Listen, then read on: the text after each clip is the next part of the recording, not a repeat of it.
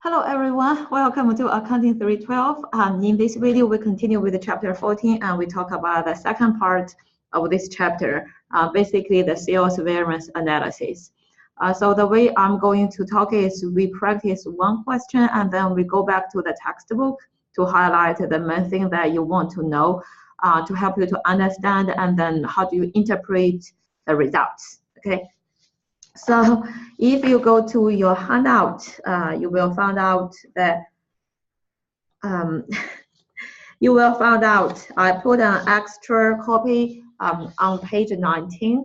So you can just get this question out and then we will use the numbers to do the calculation. So before we talk about our chapter 14, I want to go over chapter 7 with you. I believe you have learned this in your cost accounting. So basically, as the manager, we always do the budget, right? You want to kind of have a budget for the next year. So let's say at the end of 2018, you were thinking about, oh, my budget will be whatever. And then at that moment, you made a budget. I say like you thought your selling price will be $10. Okay, so at the end of 2018, so we just think about your revenue budget. Okay, you made a budget. You thought each one you will sell at $10 each, and then you will sell 100 units. That's your budget. And then at the end of 2019, you have your actual results, right? Because the year was already gone. So you have your real results. You found out that you sold at $6 each, and then you only sold 70 units. I'll just make up a number. So based on this, you will have 3 columns of your actual and then your flexible budget and your static budget, right? So your left side is always your actual. Your left side is always your actual. And then we have a flexible budget, and then we have a static budget, okay, static budget. So actual will be your, 70 units times your each one is $6. And then that one gives you 420 as your revenue. And the flexible budget is flexible, but it's also budget. So what's the meaning is you use your actual unit, you use your actual output by time your budgeted selling price. Your actual output is still 70, but then you use your budgeted selling price is $10 each, so you get 700 as your flexible budget revenue. And then last one is your static budget. Is basically is your budgeted times your budgeted, right? So that gives you $1,000. So we said the only difference of actual and flexible is that you found out your units are the same. But then you use your budgeted selling price or you use your actual selling price. So this is the difference. And flexible and static, the main difference is the units, the output. From chapter 7, you also learned there are 3 levels. So we call the main difference. This is your static budget variance. And your left number, your actual is lower than your budget. So we have the unfavorable. So now we break it to the second level. We call it a flexible budget variance. And then this one is your sales volume, because basically the main difference is your sales volume, right? 70 units or 100 units. So this is what you already learned in cost accounting. And then the only new thing in chapter 14 is now we have more than one product. At that moment, you only had one product, no matter it's 70 units or 100 units. So that is just your product. Let's say it's your iPhone. Okay, let's say iPhone. But now we have more than one item. So it can be iPhone, it can be iPad. So what will this? So like your 100 units. So maybe you thought it will be 60 iPhone and then 40 iPad. But actual, it became 70 And then also the mix was also changed, right? Before were 60%, 40%.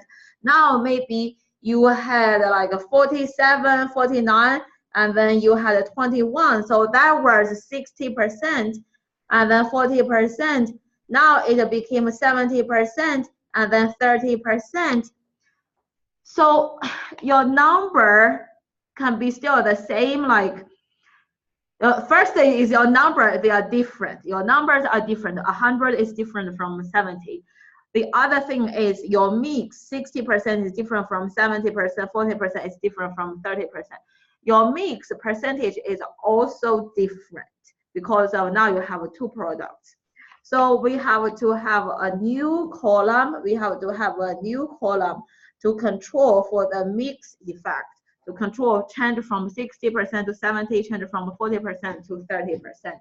And then because of that, we will have the two new level of the variance. Okay, so now I just go ahead and do the numbers, and then we will talk about how you interpret the results. So you have the budgeted data, you have the actual data, and then you have two products, you have two channels. This is wholesale, this is business, wholesale business. So what we do is we do the first one and then we do the second one. We do first one, we do second one. We do first one, we do second one. Then we look at the first one, look at the second one, we look at the overall. Okay, so you found out that the selling price you compare, found out that the selling price, they are very similar. Our focus is based on contribution margin because we want to find out the profitability. So you found out that the selling prices, they are very similar, and then you don't really have much that. But if you look at the variable cost, you can find out that the first one, the variable cost was budgeted 755, and then this one is 750. So it's kind of like very close. But then you look at the next one, right? You save the $5, but you look at the next one. Your cost should be 775, but it's almost 785. And then your cost actually increased by $10. So we kind of a red flag, right? Kind of we didn't control our cost properly. So let's look at the contribution margin. The first one you thought 225 and now 226. It's a little bit okay, a little bit better. But if you look at the next one, should be 275, but we only got 265, kind of. That's a big concern, right? Our contribution margin is dropped down. And then we thought we will sell 155,000, but we only sold 150,000. That's another thing. And then we said for the first one, we thought we will sell 60%. Second one, we sell at 40%. And then we know the second one is the good one because second one has a higher contribution margin. So our initial goal should, we want to sell more of a second one because the more you sell, the more contribution margin you will have because this one has a higher contribution margin. But you look at the mix, you sold more of the bad one and you only sold 33% of the good one. So that's another thing you want to consider, right? You sold lower amount of the total units and then you focus on the wrong one. And we look at our contribution margin, our budget should be almost 38 million, but we only got less than 36 million. So it's not surprising because total units are lower and then we focus on the wrong one, we focused on the wrong one, and then our contribution margin, you can find out, is also lower than our budget. So all of the factors are bad. All of the factors are bad. So now let's do the numbers. So we still do the same actual, flexible, static, and then we have another actual column. So in order to help you to kind of memorize the whole thing, I just made up the numbers. I made up a formula. So I call it like an actual, and then we want to move all the way to budget. So every time we only change one letter. There are three factors. First factor, second factor, third factor. But we want to just change one factor so we control for the other two factors. We can find out what's the effect of that third factor. So from AAA, we first to AAB. And from AAB, we go to ABB. And from ABB, we go to BBB. So your goal is you have to know the meaning of each factor, right? So the first one is always the total units, always is the total units. Then time your percentage, the second one is your time percentage, the third one is the contribution margin. So let's look at this one. So your total units time your first one, so your total units time your first one's percentage gives you the first one's units, right? So and your first one's units time your first one's contribution margin gives you your first one's total contribution margin. That's the logic. So your first total contribution margin plus your second contribution margin gives you the firm total contribution margin. So I do some numbers, you will find out what I'm talking about. So let me get my numbers here. And then, so we always use this. I practice this with you. So total units, actual always find the right number is 150,000 times your first one, right? We go ahead from the first one. 66.67% times your first one contribution margin, 226.275. So that gives you the first one contribution margin. The total units times your first one percentage gives you your first one's units times your first one contribution margin. We add our second one. The only difference now is 33.33% and time the second one's contribution margin. So if you do this, you will find out 150,000 time the percentage actually just gives you this number, right? 100,000 and time our first one contribution margin 226. This plus your second one 150,000 times 33.33% gives you 50,000, and then time your second one contribution margin 264.45. So that gives you exactly here, right? So the first one contribution margin is 226,275,100 plus the second one contribution margin is 13,222,500. So that gives you your company total contribution margin is 35,850,000. So I'm just basically copying and pasting the actual from there to here. You will say, hey, professor, you are so stupid, right? Why you do this? Why you cannot just put this number here? I just put this 35,850,000. I can put it there. I just want to show you how do you apply this formula, because for this one, you cannot really get a number. You kind of have to calculate, break it down and then calculate it. We will see that one. So the second one is you use your actual percentage, actual total units, actual percentage, but you use your budgeted, right? So that's what we said is flexible. You use your actual number, but you use your budgeted contribution margin. So we still do the same thing, 150,000, 66.67%. But now we time our budgeted contribution margin, 225 plus this one, and then you time your budgeted contribution margin, 275. So your first one, we still do the actual output. Your first one actual put is still 100,000.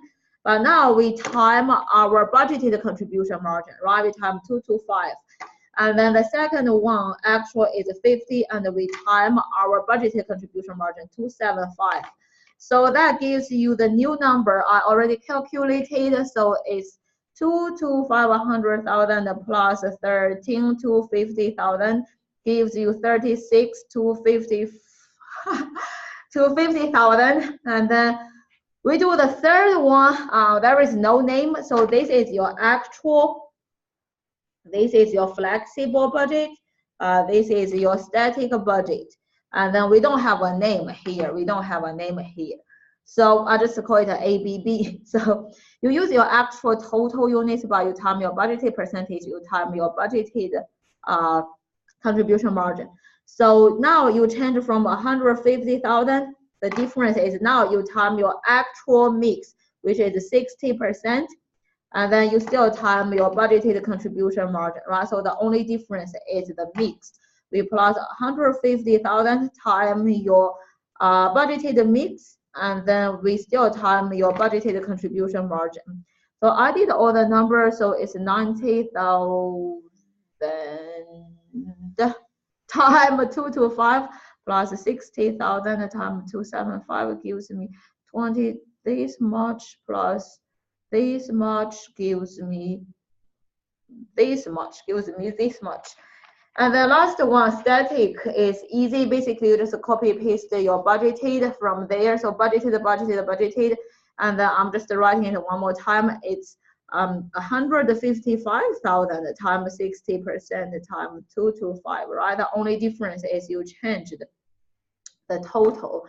155,000 40% 275 gives you 90 this times 225 62 275 gives you 20 this plus this gives you this gives you this, right? Gives you this, gives you budgeted. Okay, so that is how we apply the formula. I keep saying you can use it, you don't need to use it. Like if you say, hey, 100,000 is already there, the 100,000 is already there, I'm not going to do it, it's fine. And then you said the 93 is already there, I'm not going to do it, it is fine, perfectly fine. The main concern some students will do is they will use the wrong thing, right? So I just write it down, the wrong. So I write it here maybe. The mistake is some students here, they use 100,000 to times 66.67% and then times 226,275. This is wrong. Because how you got this 100,000 is you use 150,000 times this 66.67%. So you already, in order to get this 100,000, you already time the 66.67%. You cannot double time this percentage. As I said, either you use your total units times your percentage to get this channel's units, or you get this channel units directly, you do not time the percentage. It doesn't make any sense. You use your channel units times your channel percentage. It doesn't make any sense. That's the main mistake some students will kind of mess up. Other than that, I don't really worry too much. That's the reason I'm talking a little bit fast. I'm sorry about that. So now we can put the variance, right? So we have the first level, we call it a static budget variance. And then we have this, we call it a flexible budget variance. We have this, we call it a sales volume variance. And then sales volume, we break it down, and then we break it down to these two parts. From AAB to ABB, the main difference is the second factor, right? The second factor changed from A to B. We know second factor basically means the sales mix, the sales percentage. So the difference between these two we'll call the sales mix variance. And then the difference between your ABB and the BBB is the total quantity you sold, right? It's the first letter. So we call this is the sales quantity variance. So you have the two new levels, sales mix percentage and sales quantity percentage. So I already did these numbers for you. You just your actual is lower than your right side, so you have unfavorable. So I already did all the numbers for you. I just write it down. So static budget, we have variance. This is 2,125,000 unfavorable. Always make sure you tell me the number and then you also tell me it's favorable or unfavorable. And then we break the static budget to flexible budget and then a variance and then sales volume variance. So flexible budget variance is 400,000 unfavorable, volume variance is 1,725,000 unfavorable. Volume, we break it down sales mix and the sales quantity, and then we find out the sales mix is 500,000 unfavorable, quantity is 1,225,000 unfavorable. So if you don't know how I calculated this, please email me. Basically, your static is the difference of 35,850,000 and 37,975,000. Sales flexible budget variance is the difference of these two. Sales volume is the difference of this one to this one. Sales mix is difference of this one to this one. Sales quantity is the difference of this one and then this one.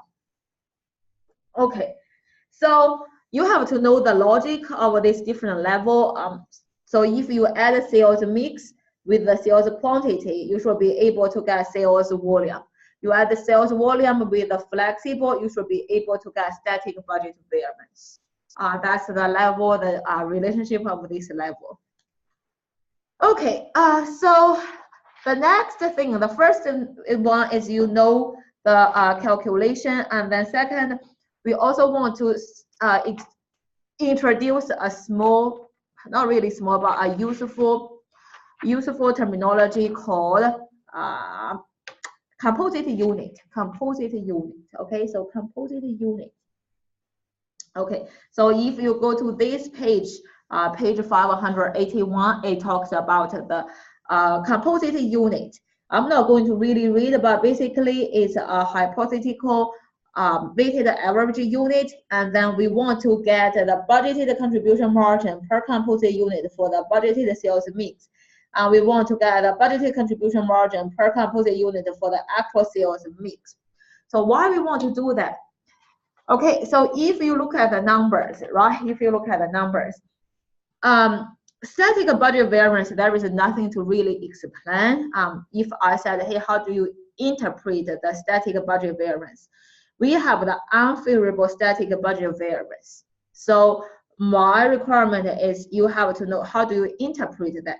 This means that overall,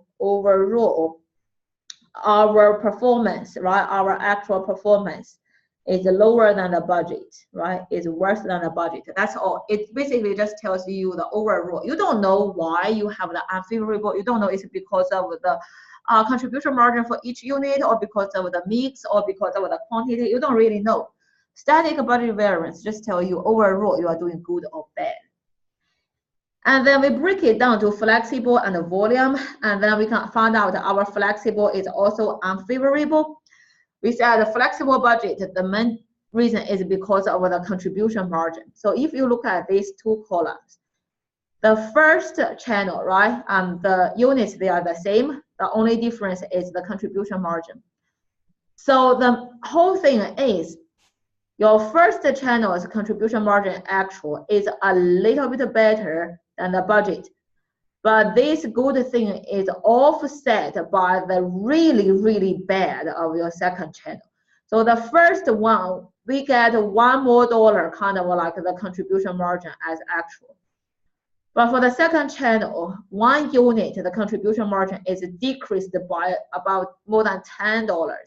So our favorable of the first one is offset by the so bad unfavorable. So overall, we will have an unfavorable flexible budget variance. And then if you look at your sales volume, you will also find out. So from this level to this column to this column, this is sales volume variance. And then we found out the only difference is like the first one's volume changed from budgeted 93,000 to actual 100, and then this one is changed from 62 to 50. So your first one, your volume is better, it's kind of like 7,000 more, but your second one is so bad, it's 12,000 lower.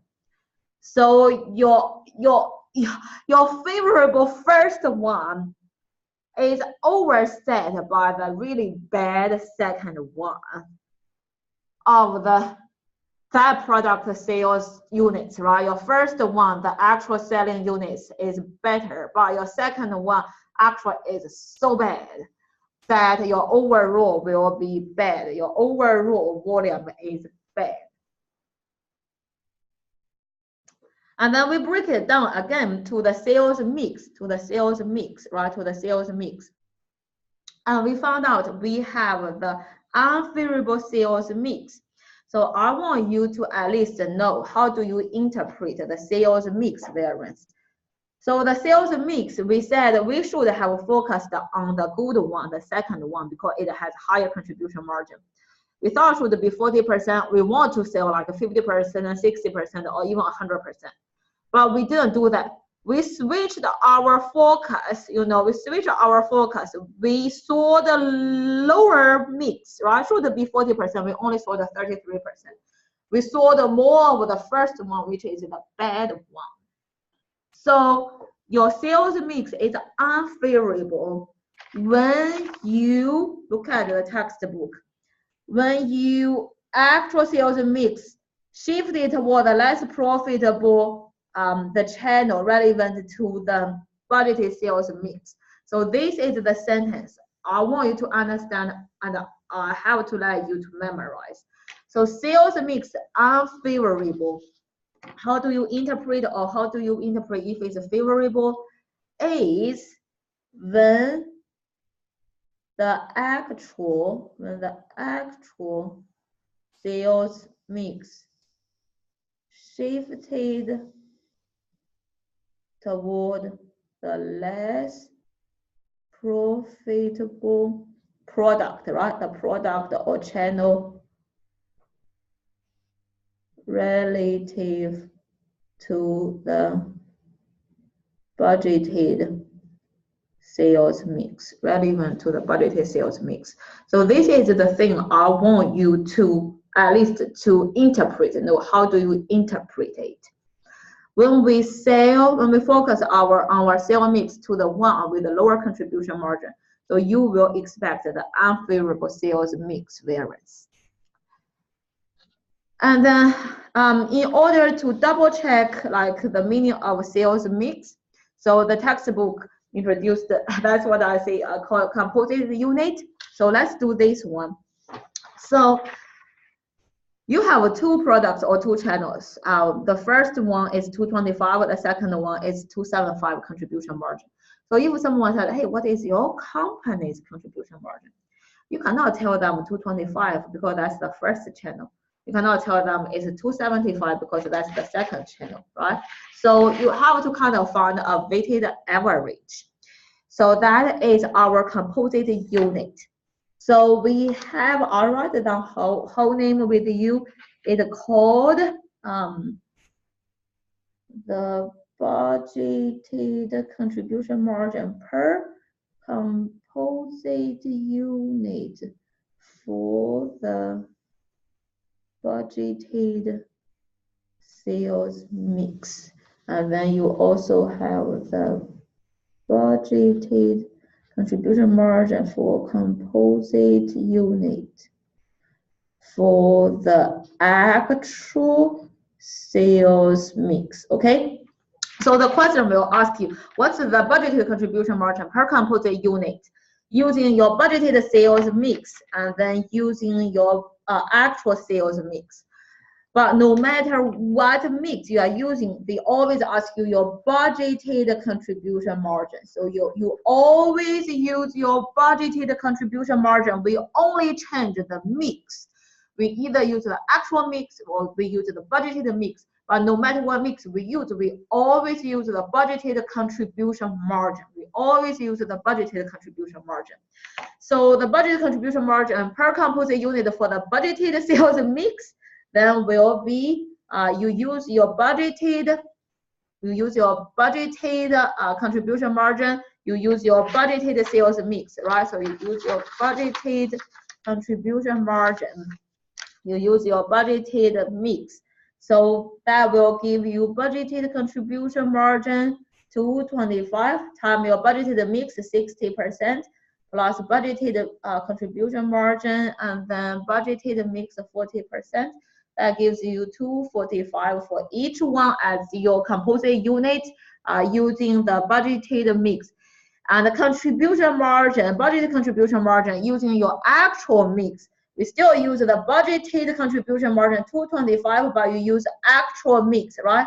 66.67 plus 275 times 33.33. We got 241.6667.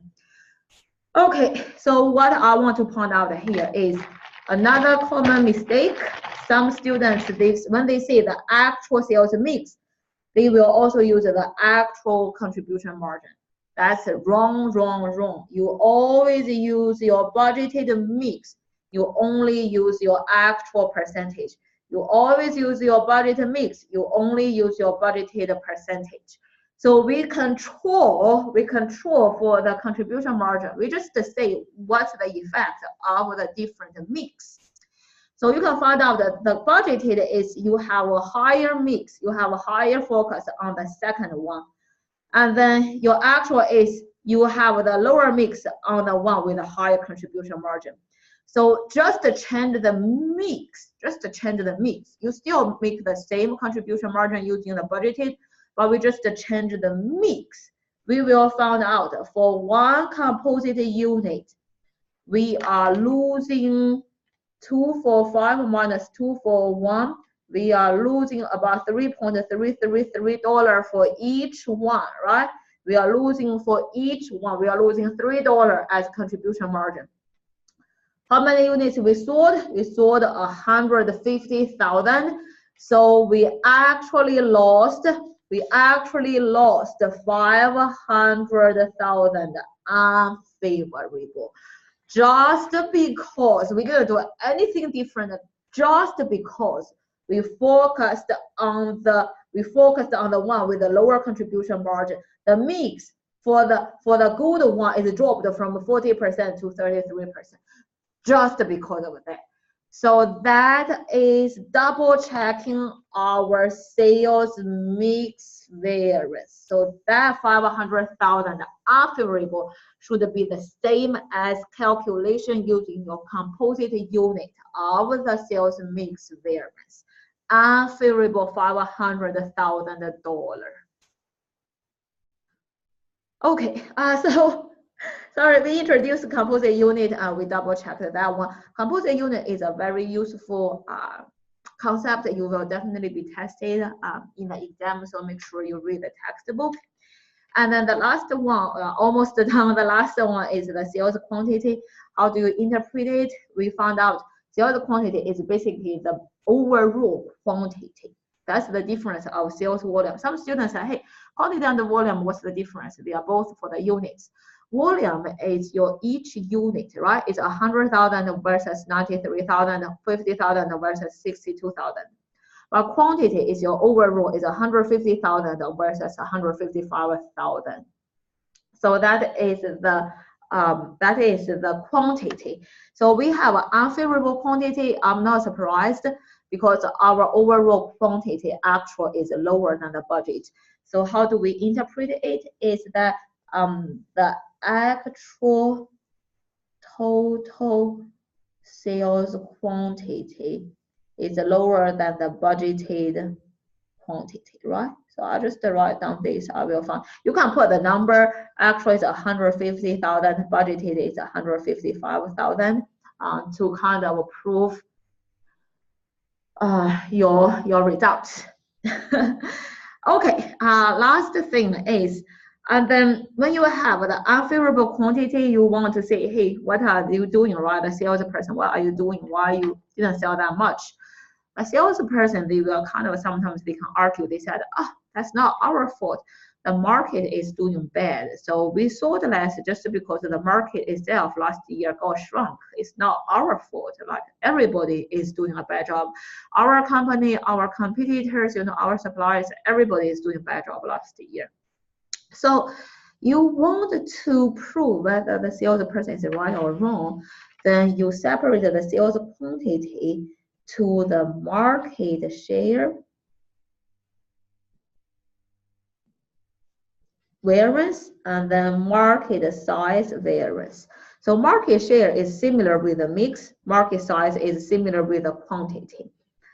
So this one, then we have the last level is we break the quantity to the market. We want to say, hey, it's because the market itself was bad or because our market share dropped. So we do the same thing in order to get market share and market size. We kind of the same with the mix and then the quantity. So I have to write it down one more time. So sorry, I'll just put everything here. So you have this small place. I just put it here quickly. So we want to get the market share. Market share is very similar with the mix because it's percentage. market size is very similar with the quantity, but we don't look at our company's quantity. We look at the overall company, the market quantity. So we still have this AAB, and then we have this ABB, and then have BBB.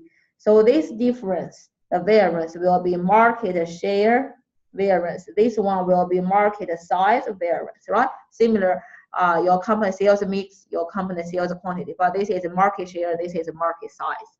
And then we focus on the market instead of your company. We focus on the market instead of your company.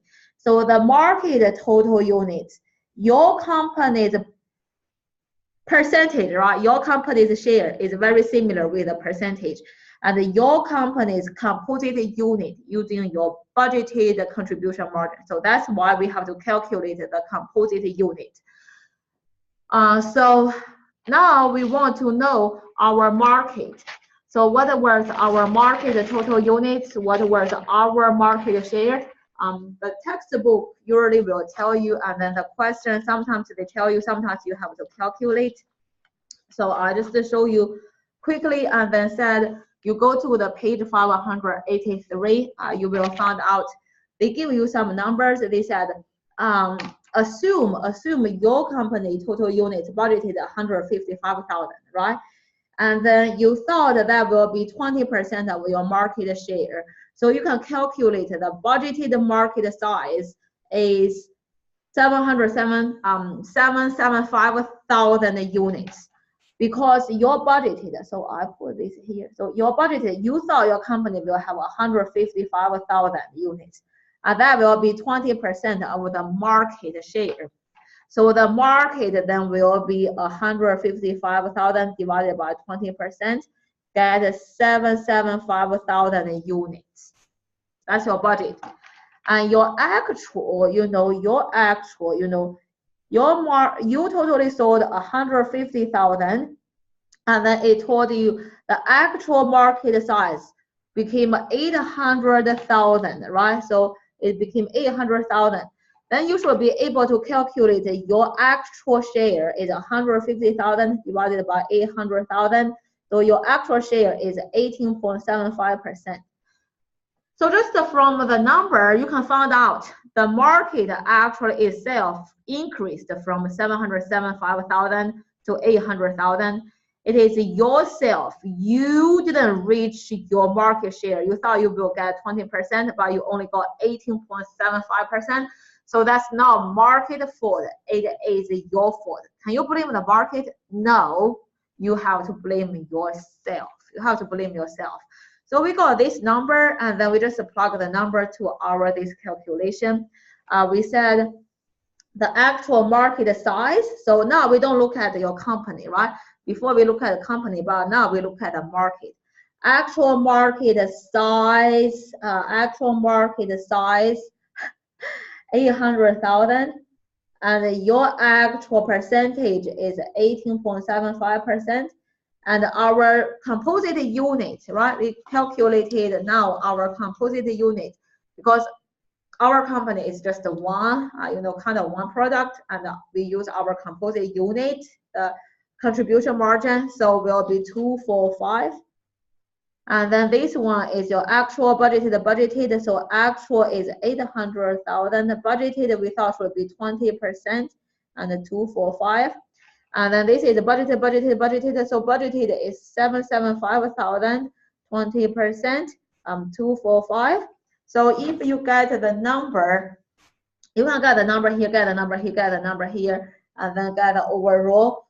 So sorry about this, just give me 1 second, sorry, let me calculate. I didn't put my note there. So 800,000, okay, 100,000 times 1875 times 245, that gives me 36,700. This, and then this one 800 times 0.2 times 245, that gives me 39,200. And then last one 775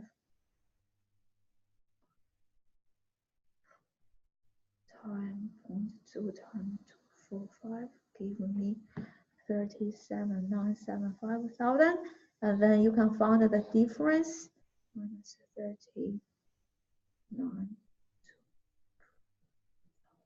That gives me 1,225,000 favorable, and then that gives me 36,750 minus 39,200 gives me 2,450,000 unfavorable, right? So you can find out your market share is unfavorable and the market size actually is favorable. So if you put the number here, remember this is the fourth level. So your market share is 2,450,000 unfavorable, and market size is 1,225,000 favorable. If you add those two numbers, you should be get your quantity is 1,225,000 unfavorable. And then how do we interpret this unfavorable market share variance? So we just said, oh, it is we did a bad job, right? We did a bad job. Our market share decreased from 20% to 18.75%. We did a bad job. We let the competitors take the market share. The market size itself actually market expand, right? Actually market expanded. We cannot blame the market. You cannot say, oh, I didn't sell much because the market shrunk. You cannot say that. It's not the market fault. You didn't do your job. Market actually expanded. You cannot say, oh, you cannot find an excuse that why you have an unfavorable quantity. It's not the market fault. Market expanded. You cannot blame the market. Market expanded from 775,000 to 800,000, right? The market actually grew. Okay, I think that's all I want to say it one more time of chapter 14, the sales volume, the sales variance analysis. You have to know how do you get the numbers. I don't worry too much about the AAA, BBB. The only thing I kind of worry is some students, they will kind of have a hard time for the market part. So you want to look at your textbook, and then to get the market, you have to get a composite unit.